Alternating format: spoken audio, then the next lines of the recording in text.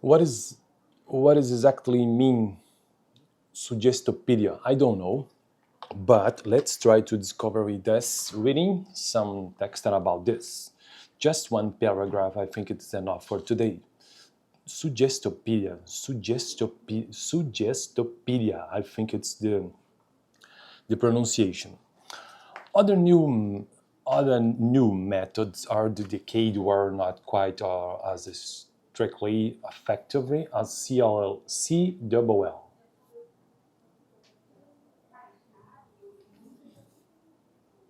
It's named Suggestopedia. Okay. The last video I talking about the another method. It was community language learning.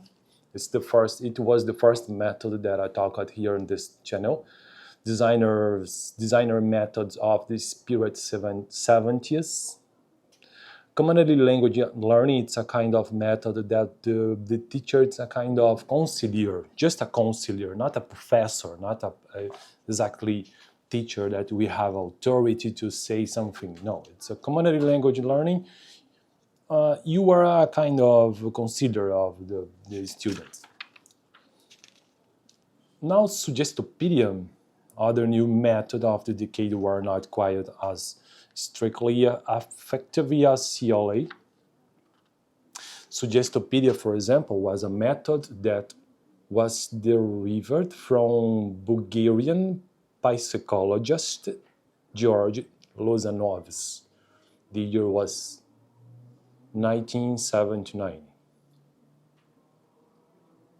Contention that the human brain could process great quantities of material if simply given the right conditions for learning, among which are a state of relation and given over of control to the teacher. Here in this text, one thing that we can see, it's about this keywords here. Right conditions for learning. I think it's the nice keywords for trying to understand this method, Suggestopedia. Right conditions for learning. Let's proceed. According to Lozanov, Georgy Lozanov, people are capable of learning much more than they give themselves credit for, drawing on insights from Soviet psychological research on stress sensory perception and from yoga. Lozanov created a method for learning that capitalized on relaxed states of mind for maximum retention of material. For example, music was central to his method. Okay, it's nice. The main idea here, until this point that I stopped,